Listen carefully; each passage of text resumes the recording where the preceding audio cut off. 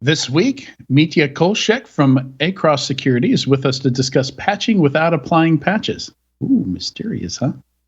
Then Vikram Asnani from CyberGRX joins us to talk about cyber risk intelligence tools. Finally, in the enterprise security news, Securonics raises a $1 billion round. It's not a valuation, folks. That's a funding round. In Vista led by Vista. Salt Security becomes a unicorn. Legit Security raises a totally legit 26.5 million Series A. Vicarious and Kalamu raise Series A's. Permit.io, KSOC, Titanium, Canonic Security, Allure Security, and Secure Things all pick up seed funding. Big week for fundings here. We look at big tech cybersecurity funding, the Facebooks and the Microsofts and the Apples. We look at their funding and acquisitions. Rumor mill goes nuts over a Cisco Splunk deal that's probably not going to happen. Why are cybersecurity asset management startups so hot right now? We've got some co-hosts that could possibly tell us. New products, unhelpful legislation, a major acquisition, a few squirrel stories, all that and more on this episode of Enterprise Security Weekly. This is Security Weekly, for security professionals, by security professionals. Broadcasting live from G-Unit Studios in Rhode Island, it's the show where we talk security vendors and aren't afraid to name names. It's Enterprise Security Weekly. Workloads protected by VMware are the safest workloads in the multi-cloud. Private cloud, public cloud, any cloud. Stronger, with distributed protection to the API and everything east-west, inside, and cross-cloud. Stronger, with 3 layers of detection, trusting nothing and seeing everything, even the best hidden bad actors. Stronger, with an SE Labs AAA certified advanced NDR that brings the multi-cloud together for the win. You've got workloads, we've got security. VMware Security. Simply stronger. Visit securityweekly.com/VMware to learn more. Imagine this scenario. You're out of the office unexpectedly, and a colleague pings you because they need access to some system you have credentials for. Now, my listeners would never send passwords over email or Slack. But what about your coworkers? How many organizations out there are sending logins back and forth in plain text? Worse yet, how many just store all of their logins on a shared spreadsheet? Keeper Security's password management platform locks down logins, payment cards, and more in a patented zero-knowledge encrypted vault. Sign up for a Keeper free trial today. Visit securityweekly.com/Keeper. Welcome to Enterprise Security Weekly, and happy Pluto Day. More on that later. This is episode 261, recorded on Thursday, February 17th, 2022. I'm your host, Adrian Sanabria, and joining me today is Mr. Tyler Shields. How are you, Tyler? Good. I am your co-host, Tyler Shields, joining you today. So, I'm doing well. Just another day in paradise, Adrian. How do you feel about Pluto? That is a non-planet, so I really am kind of anti-Pluto. I say get rid of it. Oh, man. I love that you take that role. I love that you just own that role. Dude, I own it. It is what it is. Why am I gonna fight it? I'm not gonna fight it. Pluto is not a planet. Nobody can disagree.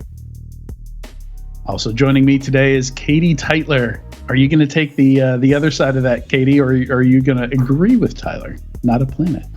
I prefer Goofy. Nice. Well played. The best position is not to play at all, huh? Probably in this case, because we have much more important things to get to. We do.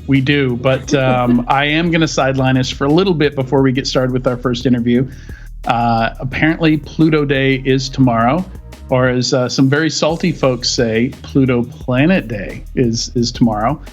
But we're recording today, so everybody's just going to have to deal with us talking about it today. The other option was National Cabbage Day, and Pluto just seemed more interesting to talk about than cabbage. So Pluto was discovered 92 years ago by Mr. Tombaugh at Lowell Observatory in Flagstaff, Arizona. And for 76 years, school children had to memorize it as one of the 9 planets using some silly mnemonic like "my very educated mother just served us 9 pizzas." And then solar system homewrecker Mike Brown had the nerve to discover many more large objects in the solar system. leading them to a dilemma. Do we make the kids memorize more planets, or do we demote Pluto to a dwarf planet? So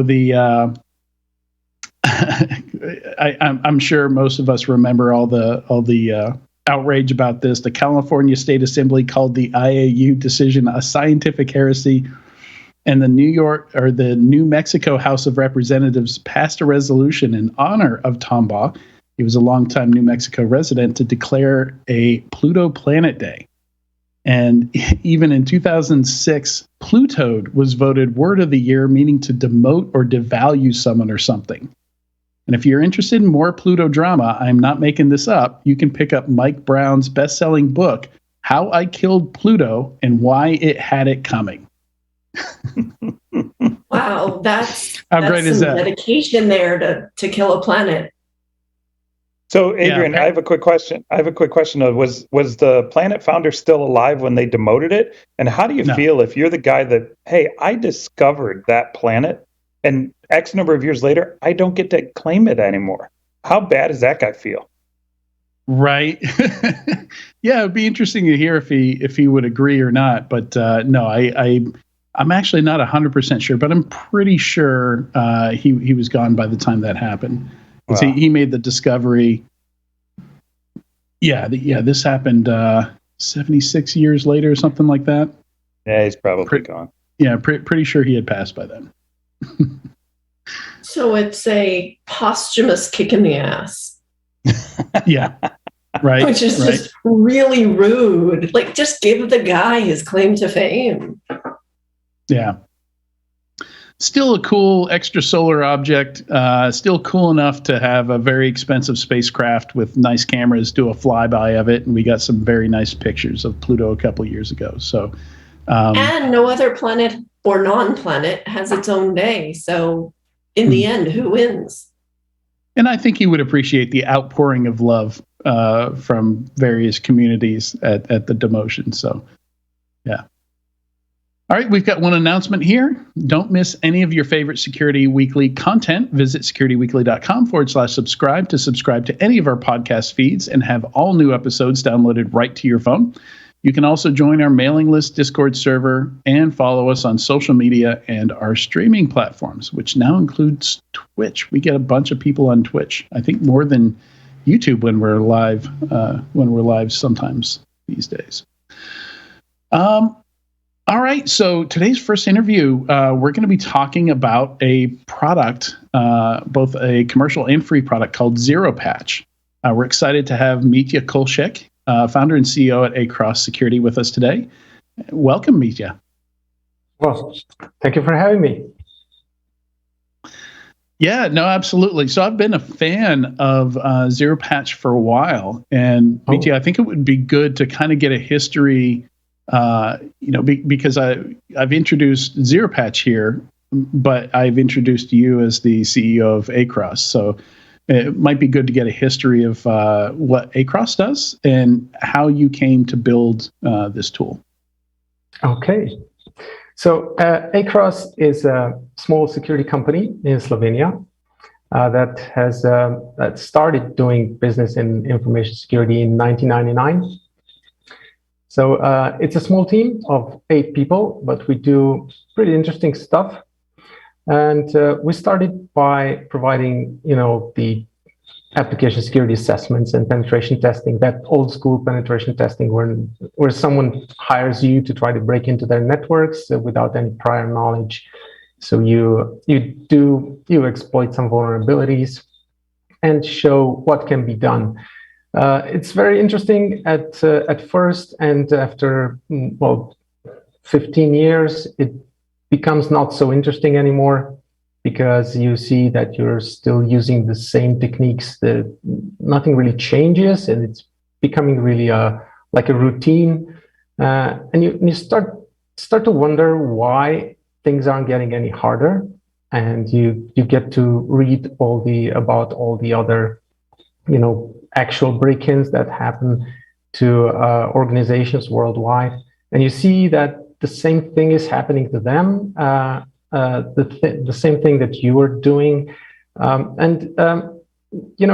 we said, okay, perhaps it's time for us to turn the tables and go on the defense here with all the experience that we had in breaking in. So what could actually stop or at least make the job significantly harder for an attacker like us? And talking to admins whose networks we broke into really just brought up the same point over and over again, which was they were afraid or reluctant to really quickly apply official patches, even if they were available.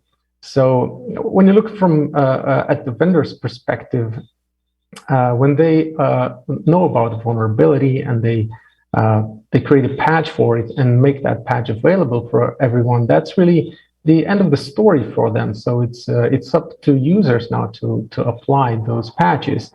But if you've ever talked to any admins, you'll know that they don't just do that because too many times that broke something in production, and it's really not nice to be the one who broke production.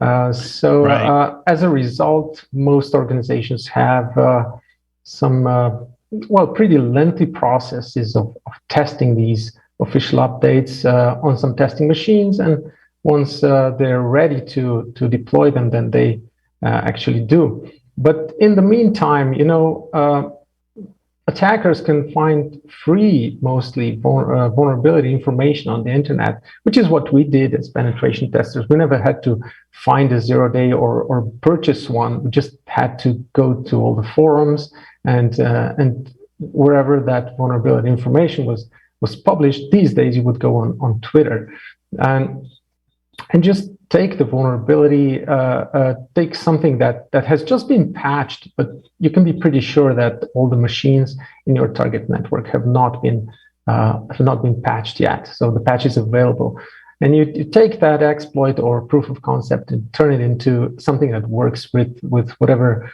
remote administration tool you're using or whatever phishing tool you're using, whatever. And you just mutate it to the point where VirusTotal doesn't recognize it anymore. So that's basically what we did over and over again. And so the problem was obviously applying of patches. So patches were there, but were not being applied. And we said, okay, can we find a solution? Can we find some way to make vulnerabilities go away fast, but with less risk? The idea basically was what we do now. It's called Zeropatch. It's called micro-patching, where everything happens in memory, and you apply very tiny pieces of code to correct the vulnerability. There's very little risk of breaking something because the change is really as small as it can be. And you don't have to restart the computer or again restart it if you want to unapply the patch. So that's really how it started. It really came out of frustration. So we are now on the defense. So we came from the offense, and with all the knowledge that we got there, and we're now playing for the other side. Yeah, and I think that's a very common narrative that you hear from anyone who's been doing any kind of offensive security pen testing for a while is it's fun at first, but then it gets kind of depressing. It's like, I remember in one case, it was we had a client that was a children's hospital, and year 5, the domain admin accounts that were created on year 1 were still there. Like nothing was fixed. It's like, why are we even doing this? This is, it's not fun anymore. It's what can we do to help you, right? Yeah, I know. And you would hope that, with all these next generation tools, I'm not saying they're useless. There's just so much to cover when you're trying to protect an environment. And I don't know, it's very frustrating. Whatever you do, it's never enough. But I think we wanted to focus on the single point where the failure was very obvious, and where it seemed like a fixed problem for vendors. So vendors basically cannot do much more than provide you with a fix, right? So it's kind of your fault if you don't apply it, but it's not really. That's not really true, because if it's risky to apply it, then it's not really your fault. So it's not black and white, but it's certainly part of the problem that we wanted to address. And I've noticed a trend. It's usually when folks with offensive security background, with pen testing backgrounds, build defensive tools. They're worth checking out. They're pretty interesting. So, just thinking of Haroon Mir with Think's Canary. Oh yeah. With HD Moore building Rumble now. Yeah, I know you're a big Canary fan, right? Yeah. Yes, I am. I think that's one of the most the simplest and most impressive and probably impactful products if you really want to do something about something tangible about protecting your network. Because if from the attacker's point of view, if our customers were to use a Thinkst, it would be probably very hard for us.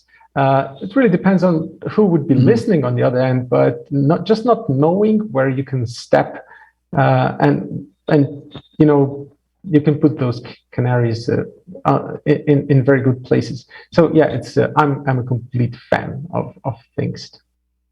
Yeah. I used to work there and do a POC of one of those right before you have a pen test. That's the easiest way to sell it. Absolutely. Mm-hmm. Yeah. So you built an endpoint security product, basically. So this is Zeropatch is something you would install on your endpoints. I love that you have a free version because it lets me use it, and I've been using it for several years now across my machines. And yeah. I really didn't. I genuinely didn't know that. You said you were a fan. I didn't know you were using it.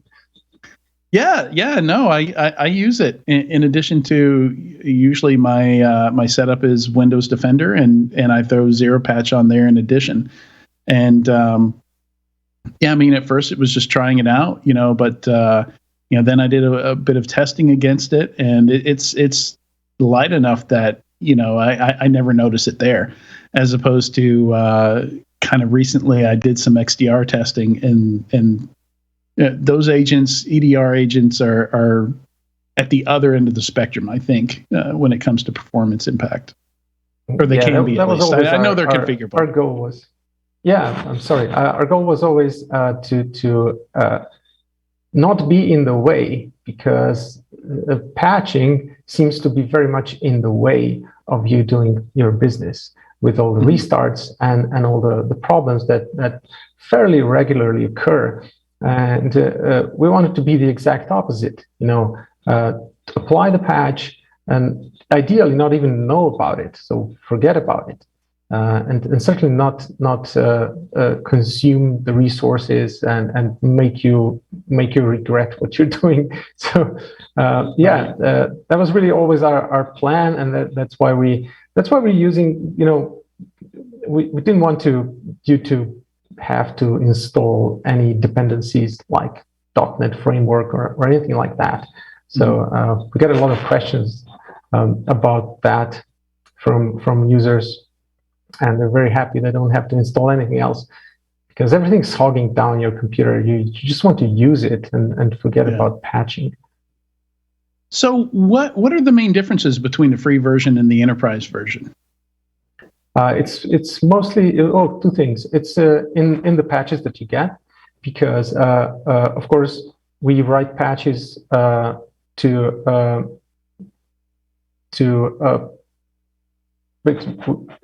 this is a business model, right? So you write patches and you sell them. But we decided to give 0-day patches for free to everyone. So if you want, for instance, to keep using Windows Server 2008 R2, and you don't have official patches anymore, you can use Zeropatch to keep this product secure. But if 0-day comes out, In the past few months, we had a number of 0 days coming out, and we wrote patches for them. All of those patches were free, and that's just our decision. So as long as you don't have any alternative, we don't want you to have to pay for your security. But once the vendor provides their own official patch, then our patch becomes part of Pro or Enterprise. And the other difference is in some of the features that you get with the Enterprise license. Right. I assume you get a console that they report back to for managing all your endpoints. Yeah, that's what you get. You get central management for endpoints, and you can put computers in groups, stuff like that. The usual stuff. We want to still keep things simple because we think patching should not take a lot of your time. It should be very easy to understand what you're doing and difficult to make a mistake or misconfigure something. Because if it happens, if we make it easy for you to misconfigure your agents and end up with patches not being applied, then we haven't provided any value. So we need to keep things simple. Yeah. Any questions, Katie or Tyler? Give you a chance to talk here. The whole patching side of the equation has always been a difficult solution, and it's interesting that you came to it from background of penetration testing, right? That you came to it from the vantage point of a breaker turned fixer. Why? Can you help me understand a little bit about the path from pen testing to patching? Meaning, like, a lot of the times, I'm a former breaker myself, and a lot of the times it was external facing systems. Yet you focused your company on kind of the internal, more endpoint centric. Was there a particular reason you chose that? Is it because the pain point was greater, easier to fix? What was the idea behind that? Well, maybe the endpoint. We need to make sure it also includes servers, which could be accessible from an external attacker.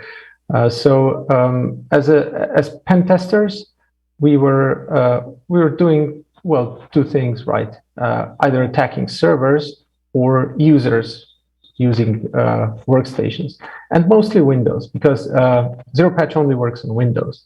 That was a decision that we made just to limit ourselves to one platform that is the major entering point for attacks, not just for ours. I mean, you do have attacks that go through other systems as well, but it is Windows only.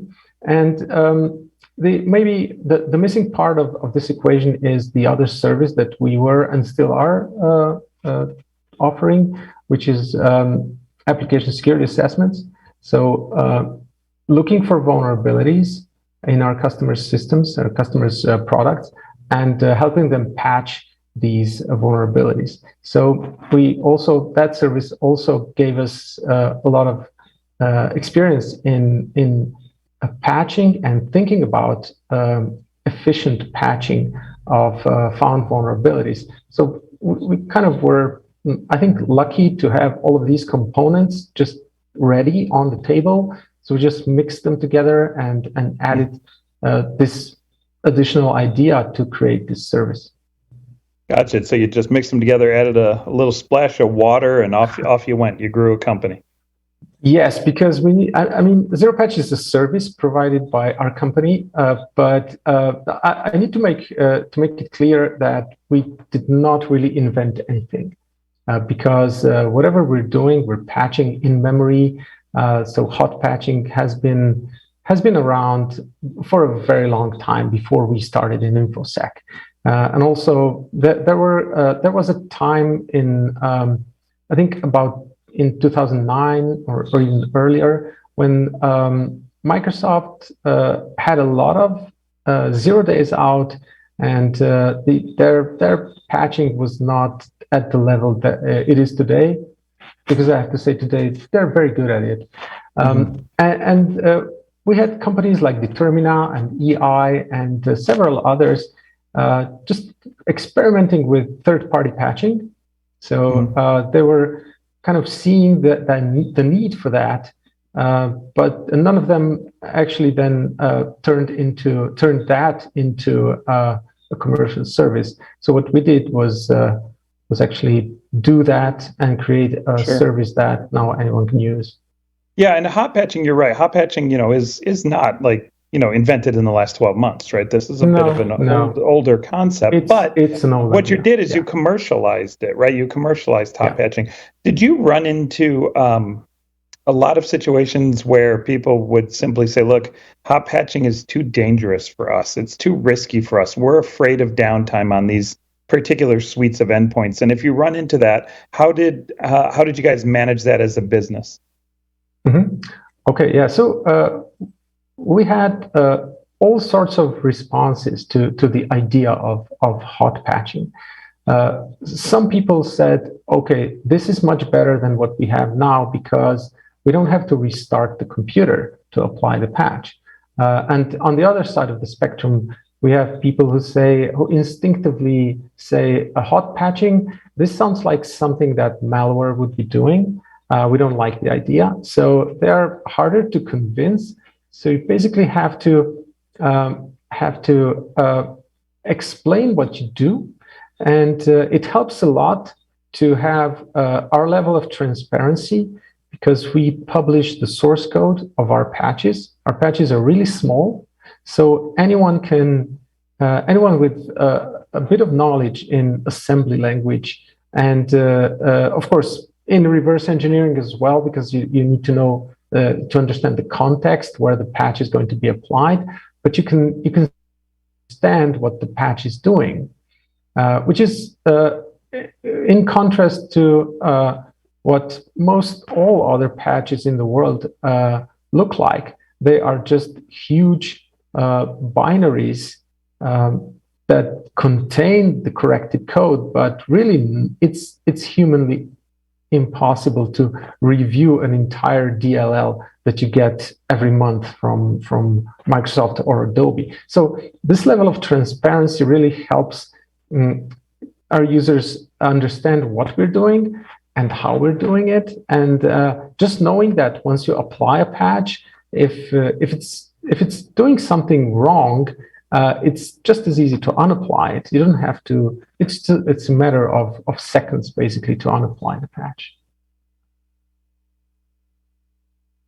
Yep, all without reboots, right? That's the key bit there. Yeah, that's a key. So whoever wants uptime, they really like the idea of not having to reboot. Yeah. Mitja, where can people find out more about Zeropatch and Acros? Oh, at zeropatch.com, obviously. That's the best thing. But if you want to talk to us or exchange email, you will find all the contact information on that page. All right, and that's number 0, not zero spelled out, correct? That's number 0. Yes. Yeah. We do see people. I mean, it was a. Did you buy both? Do you have both domains? No, actually, we tried to. Someone beat us to it and then tried to sell it to us for a very large sum, and we said no. That's evil. That's awful. Yeah, I don't think they did it intentionally to attack us. I think they had the domain before we started. They just saw an opportunity. It's a 0. Yeah. Mitja, thank you very much for joining us today on Enterprise Security Weekly. Thank you for having me. All right, stay tuned. When we come back, we're going to talk cyber risk intelligence tools with Vikram Asnani from CyberGRX.